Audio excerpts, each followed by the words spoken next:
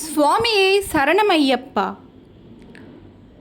பந்தல நாட்டு அரசர் ராஜசேகரன் குழந்தை இல்லாமல் மனம் வருந்திய போது பம்பா நதிக்கரையில் கழுத்தில் மணி அணிந்த குழந்தையாக ஐயப்பனை கண்டெடுத்தார்.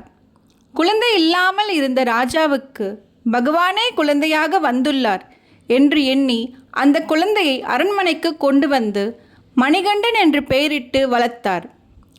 அரண்மனை மந்திரி ஒருவன் மணிகண்டனுக்கு பட்டம் சூட்டுவதை தடுக்க ராணியின் மனதை கலைத்து சூழ்ச்சி செய்தான்.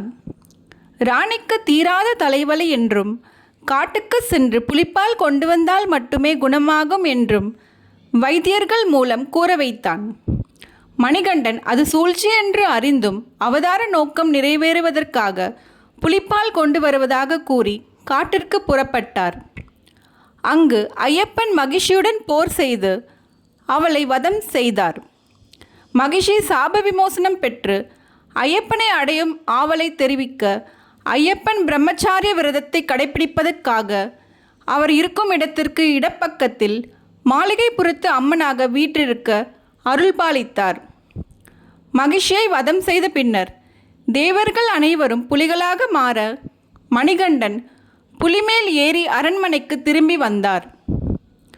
புலிப்பாலுடன் புலிமேல் வந்த மணிகண்டனைக் கண்டு ராணியும் மந்திரியும் தன்மையை உணர்ந்து மன்னிப்பு கேட்டனர். தனது அவதார நோக்கம் நிறைவேறிவிட்டதால் தான் தேவலோகம் செல்வதாக ஐயப்பன் கூறினார்.